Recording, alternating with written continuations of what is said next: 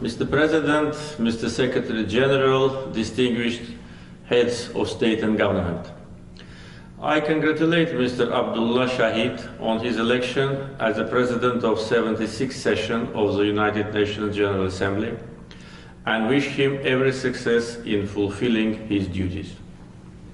I also express my sincere gratitude and appreciation to Mr. Volkan Bozkır from Brasilia, Turkey, for his leadership as the President of the 75th session of the General Assembly.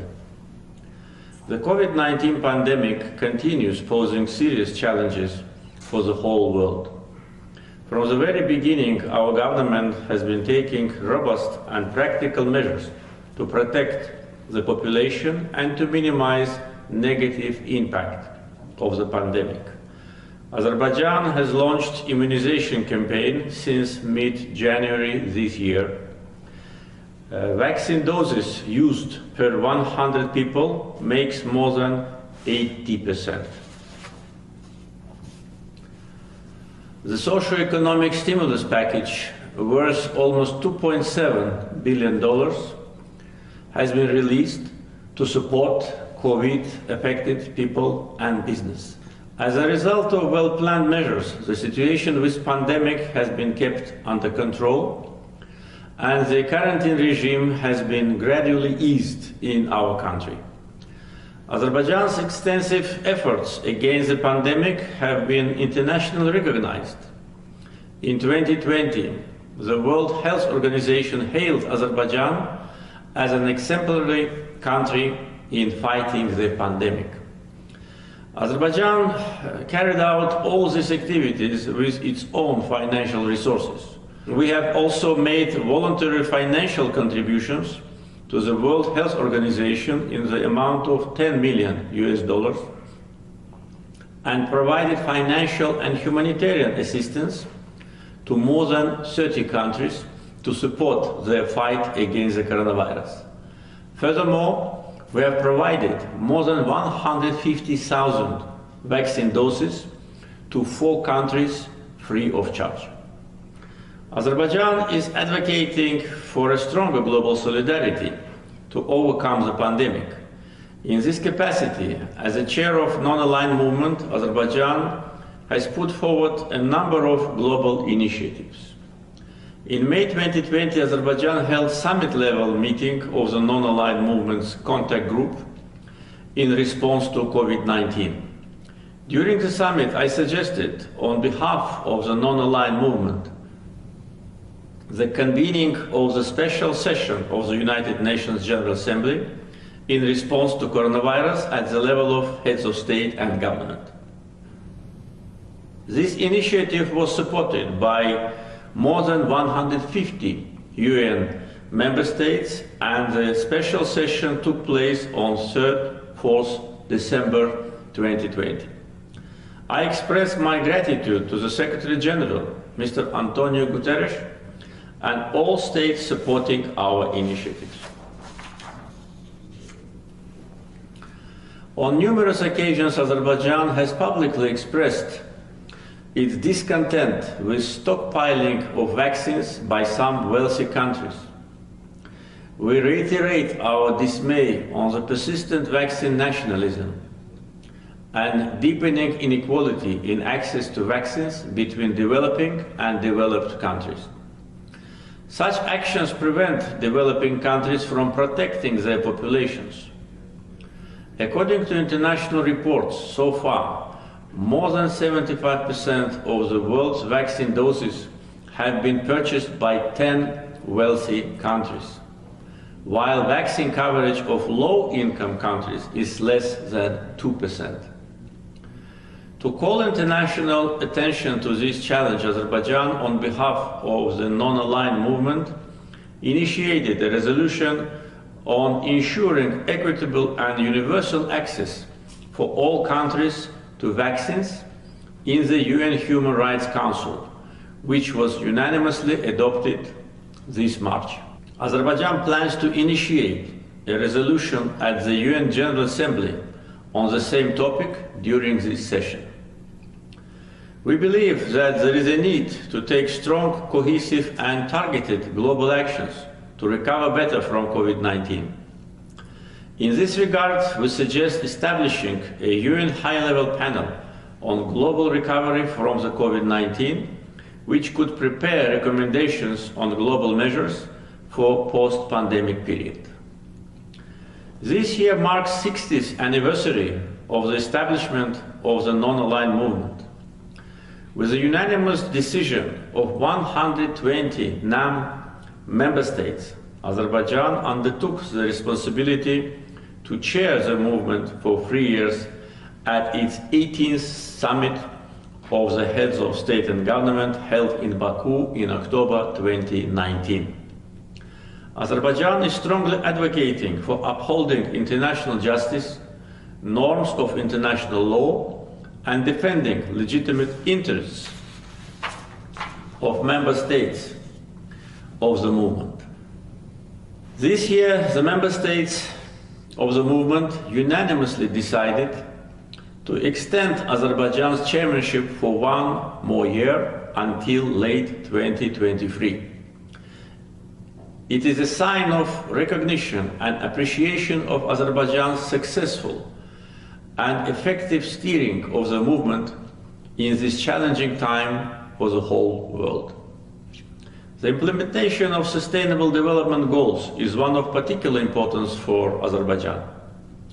Azerbaijan is among 12 countries around the globe and is the first in our region that has submitted its third voluntary national review report on the implementation of the 2030 agenda. Scoring 72.4 out of 100 points possible on the SDG Achievement Index, Azerbaijan ranks 55th out of 165 countries in the 2021 Sustainable Development Report, with the best result in the region. The report highlights Azerbaijan's progress in areas such as poverty reduction, healthcare, nutrition, women's labor force participation, clean water and sanitation, access to energy, internet usage, threatened species survival, as well as improving population welfare and sustainable development of cities and communities. Azerbaijan actively participates in building regional connectivity projects such as East-West, North-South, North-West transportation corridors, thus becoming one of Eurasia's primary and reliable transport and logistic hubs. We have put into operation the Baku International Trade Seaport with cargo handling capacity of 15 million tons per year, which can be increased up to 25 million tons per year depending on the needs. Azerbaijan ratified the Paris Climate Agreement with a voluntary commitment to achieve a 35% reduction in greenhouse gas emissions by 2030 compared to the base year of 1990. Furthermore, we are exploring the possibilities for setting conditional targets for 2050 under the Paris Agreement. Currently, the share of renewables in the total energy capacity of our country is 17%. The target is to increase this number to 30% by 2030. Agreements have been signed with 3 major international energy companies to invest in the construction of 3 wind and solar power plants with total capacity of over 700 megawatts in the coming 3-4 years. One of these projects will be implemented in the eastern Zangezur region, liberated from Armenian occupation during the 44-day Patriotic War. This 240 megawatt solar power plant will be so far the major foreign direct investment project in the liberated territories of Azerbaijan. I invite other international energy companies to come and invest in green energy in the liberated Azerbaijani territories. I announced the recently liberated Karabakh and Eastern Zengezur as green energy zone. The liberated territories of Azerbaijan have the proven potential of 7,200 megawatts of solar energy and 2,000 megawatts of wind energy. Azerbaijan, along with crude oil and natural gas, recently became an exporter of electric energy. Today we export electric energy to 4 neighboring countries. Meantime, domestic electricity consumption is rising due to population growth and economic development. During 8 months of this year, non-oil industry of Azerbaijan grew 18.4%. Ladies and gentlemen, Azerbaijani people are strongly connected to its roots, history, language, and traditions. I have declared this year as a year of Nizami Gencevi on the occasion of the 880th anniversary of the great Azerbaijani poet. In 12th century, Nizami Gencevi propagated in his poetry the ideals and values such as peace, justice, humanism, freedom, and equality, which coincide with principles promoted and protected by the United Nations. In Azerbaijan, we cherish and support multiculturalism as a way of life. Azerbaijan is considered as an example of tolerance and peaceful coexistence of representatives of various religious and ethnic groups living in our country. The UN strongly supports Baku process, which was initiated by Azerbaijan in 2008 to strengthen dialogue and cooperation between the Muslim world and Europe. The UN General Assembly's resolutions have recognized the World Forum on Intercultural Dialogue held in Azerbaijan regularly as a key global platform for promoting intercultural dialogue. Ladies and gentlemen, last September, addressing the UN General Assembly, I draw your attention to continuing occupation of territories of Azerbaijan by Armenia and aggressive statements and actions of the Armenian government. Today, a year later, I proudly say that Armenia was defeated on the battlefield and Azerbaijan put an end to the occupation. Armenia, for about 30 years, kept under occupation almost 20% of the territory of our country. The occupation was accompanied by notorious war crimes and crimes against humanity. Armenia committed Khojaly genocide in February 1992, killing hundreds of civilians, including 106 women and 63 children. 1,275 Azerbaijanis were taken hostage, out of which 150 are still missing. Khojaly genocide has been recognized by 13 countries.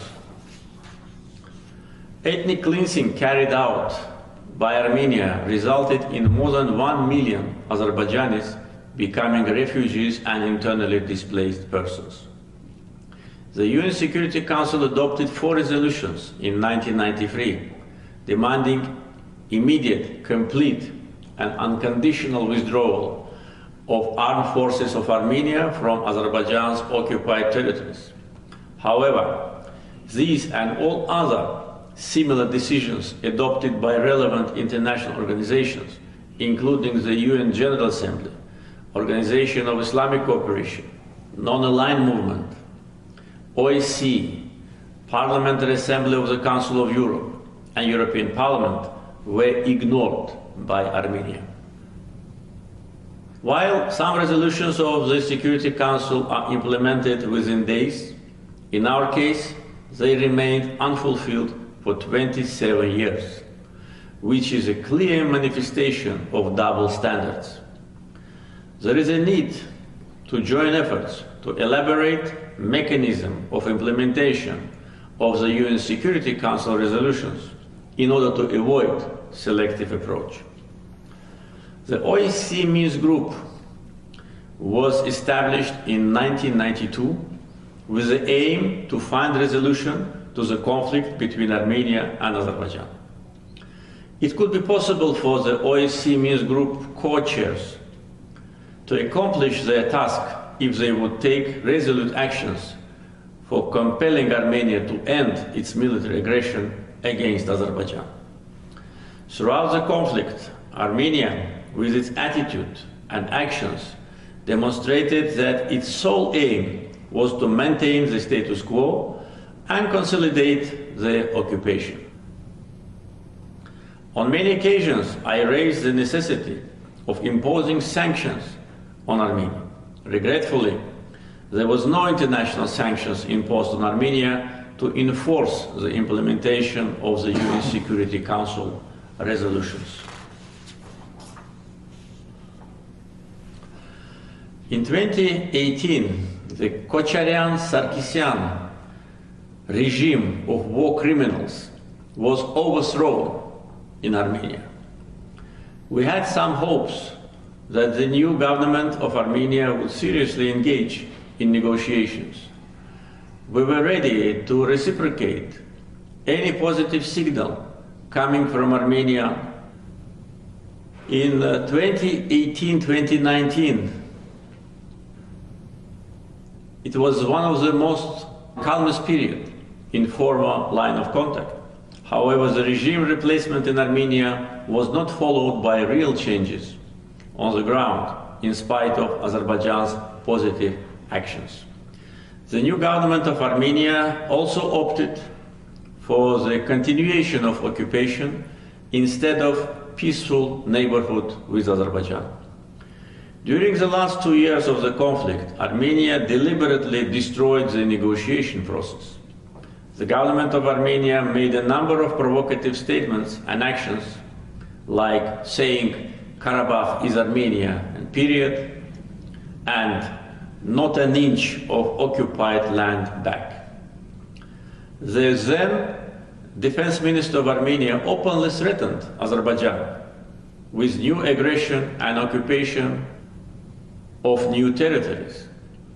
Armenia put forward unacceptable and groundless so-called 7 conditions and demanded to change the negotiation format, to start from the 0 point and to involve the puppet regime established by Armenia in the occupied territories in negotiation process. Attempts by Armenian government to change the format and substance of negotiations was an unpleasant surprise for the OSCE Minsk Group co-chairs, whose efforts were paralyzed by irresponsible and dangerous actions of Armenia. Furthermore, in gross violation of international law, including Geneva Conventions, Armenia was blatantly implementing the policy of illegal settlement of people, mainly from Middle East, with Armenian origin, in the occupied territories of Azerbaijan. Encouraged by the long-lasting sense of impunity, Armenia was also announcing construction of new roads from Armenia to occupied territories to further consolidate the result of its aggression and speed up the illegal settlement.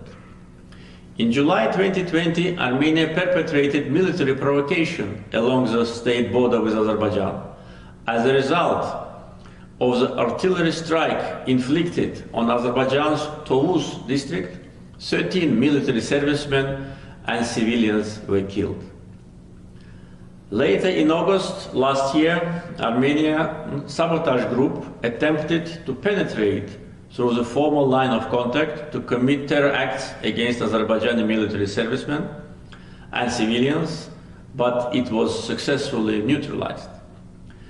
In my statement at the general debate of the 75th session of the UN General Assembly on 24th September last year, I had warned that hostile, Azerbaijanophobic statements and provocations of Armenian leadership demonstrate that Armenia is preparing for a new aggression against Azerbaijan. 3 days later, on the 27th of September last year, Armenia launched a large-scale attack against military positions and civilians of Azerbaijan.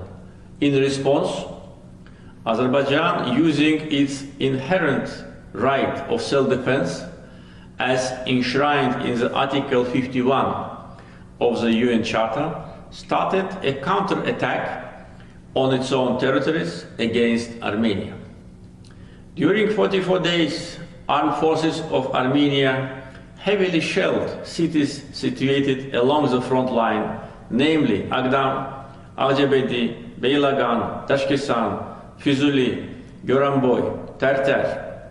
Armenia also fired at Ganja, Berda, Mingechevir, Gebele, Siazen, Khızı, and other cities situated far away from the former front line. One of missiles was intercepted by Azerbaijani air defense forces in Khızı, close to Baku, which shows that the capital city Baku was also a target of Armenian missile attack. Armenia was using ballistic missiles like Skat and Iskender-M, as well as forbidden white phosphorus and cluster munitions. These war crimes of Armenia resulted in more than 100 civilians, including 11 children being killed, more than 450 wounded. More than 12,000 civilian infrastructures, including private houses in Azerbaijan, have been destroyed or severely damaged. Abided by a fundamental principle of international humanitarian law on the distinction between combatants and civilians, Azerbaijan never reciprocated Armenia's vicious war crimes by targeting civilians. Armenia also recruited mercenaries and foreign fighters from abroad and deployed them against Azerbaijan. During the 44-day war, Azerbaijan liberated large part of occupied territories, including cities of Jabrail, Hadrut, Füzuli, Zengilan, Gubadli, and Shusha. In total, more than 300 cities and villages were liberated on the battlefield. Armenia had to sign an act of capitulation on 10 November 2020. Accordingly, Armenia was obliged to withdraw its troops from the remaining part of Azerbaijan's territories, namely Agdam, Lachin, and Kelbecer regions. Azerbaijan itself enforced the implementation of the above-mentioned UN Security Council resolutions. Probably it was the first case in the world since the establishment of the United Nations. Azerbaijan resolved the 30-year-long conflict and restored its territorial integrity and historical justice by military political means. The Nagorno-Karabakh conflict was left in the past.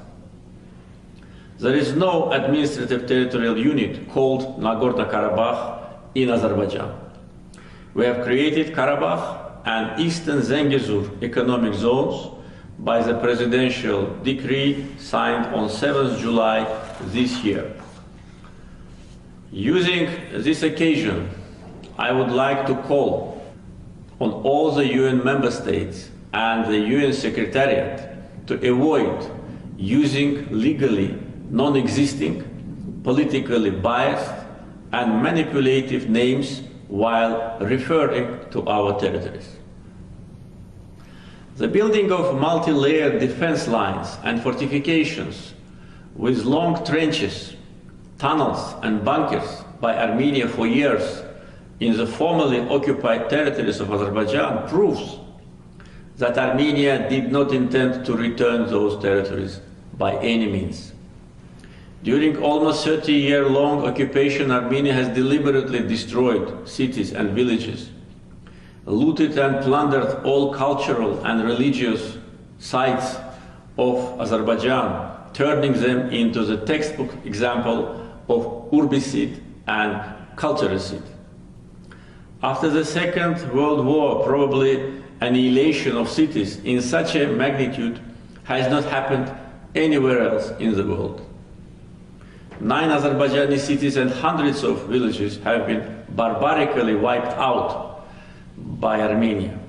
Armenia attempted to erase the traces of Azerbaijani people living in these territories for centuries. Agdam city was destroyed to such an extent that it was called as Hiroshima of Caucasus.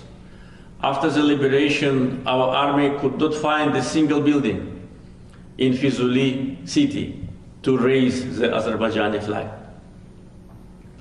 Out of 67 mosques in the territories which were under Armenian occupation, 65 have been razed to the ground, and remaining 2 have been severely damaged and desecrated, including by being used as stables for pigs and cows, in total disrespect to all Muslims of the world.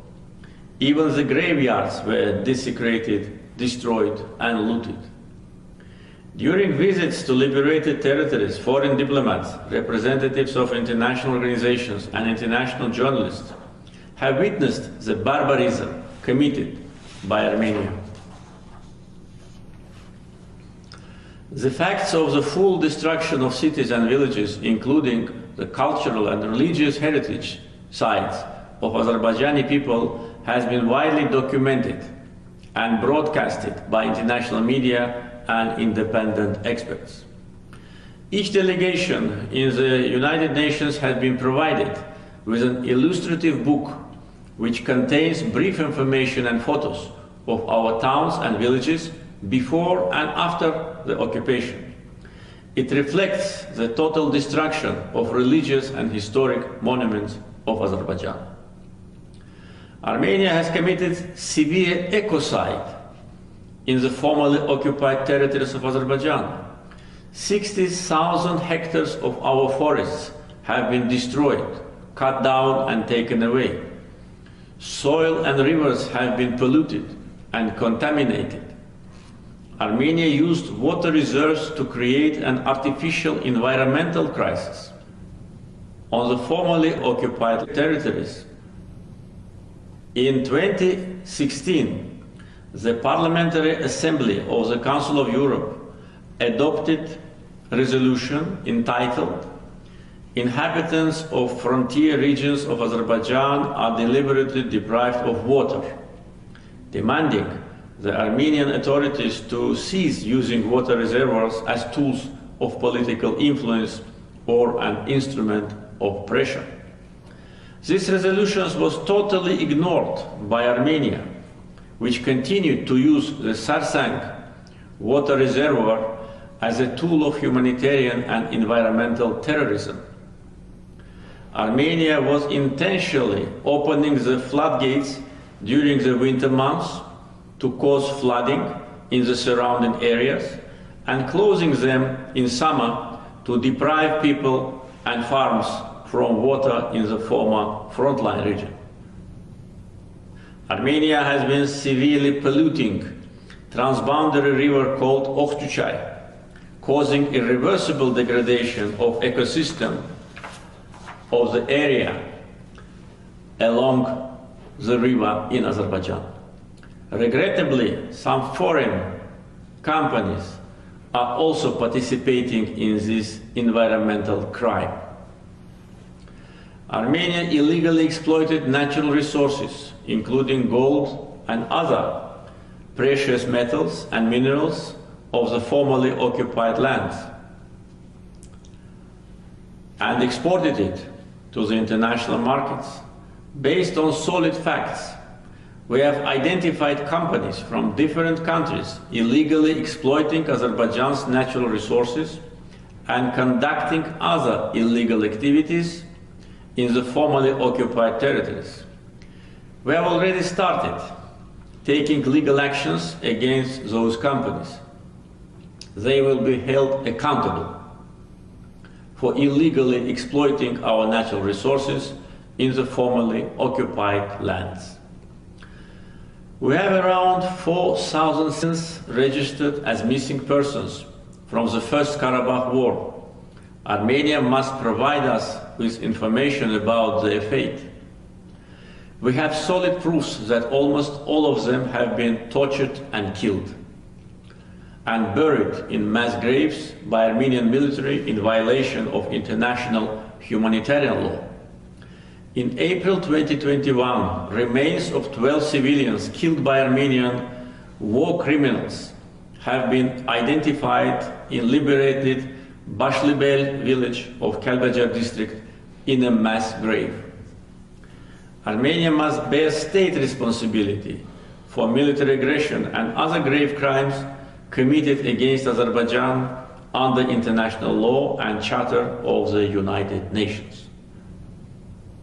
The despotic warlords who came to power in Armenia as a result of coup d'etat and ruled for 20 years from 1998 to 2018 were completely doomed to failure in achieving their nefarious dreams and goals during the 3-decade-long occupation of Azerbaijan's territories. On the contrary, Armenia has become a failed state, as I had emphasized in my statement at the UN General Assembly in 2017. The country has been weakened to the extent that it cannot even guard its own borders by itself. Azerbaijanophobia, promoted by the government, is on the rise in Armenia. Racist ideology cultivated in Armenian society based on ethnic hatred and demonization is the root cause of ethnic cleansing and unprecedented vandalism in the formerly occupied lands of Azerbaijan by Armenia. Despite the regime change in Armenia, the fascist ideology continues to dominate in the country. Successive Armenian governments have glorified Nazism in the person of Nazi General Garegin Njde, who has been turned into national hero in Armenia. While the progressive world is fighting against the rise of neo-fascism, the then president of Armenia inaugurated the monument of Garegin Njde in capital Yerevan in 2016. Azerbaijan defeated not only Armenian occupying forces, but also Armenian fascism. If we see again any danger to our sovereignty, territorial integrity, and security of our people, we will exercise our legitimate right to self-defense without any hesitation. Ladies and gentlemen, as we have left the conflict behind, large-scale construction work is carried out in the liberated territories. Azerbaijan is building new cities and towns from the scratch by applying the modern urban planning and utilizing the concepts of smart city and smart village. All this work is being conducted with Azerbaijan's own financial resources. To that end, $1.3 billion have been allocated from the state budget only this year. However, the main challenge is the vast presence of landmines planted by Armenia in the liberated territories. Since the signing of the Capitulation Act by Armenia on 10 November 2020, around 30 Azerbaijani citizens, including 2 journalists, were killed, and around 130 citizens were wounded. Azerbaijan is among the most heavily mined countries in the world. It slows down the reconstruction process in the liberated territories and return of internally displaced persons to their homes. Armenia refuses to release accurate maps of minefields.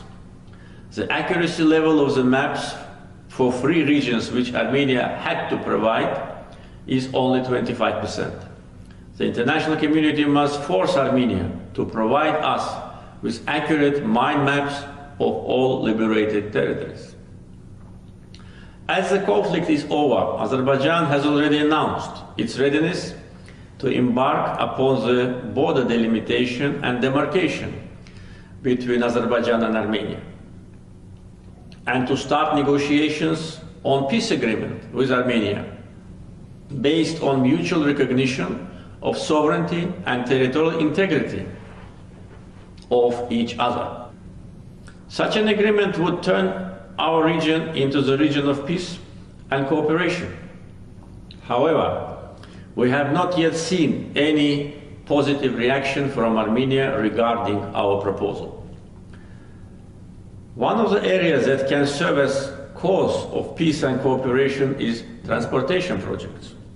In this context, the Zangezur corridor connecting mainland Azerbaijan with its inseparable part Nakhchivan Autonomous Republic and Turkey will create new opportunities for our region. Azerbaijan has created a new reality in the Southern Caucasus region, which has to be taken into account by all. Armenia has to make a choice between regional cooperation and illegal and baseless territorial claims against its neighbors. The international community should also play its positive role in this regard and urge Armenia to realize that peace has no alternative. Any acts directly or indirectly supporting revanchism and militarization in Armenia must be ceased. We hope that long-awaited peace, security and stability will prevail in the Southern Caucasus at last.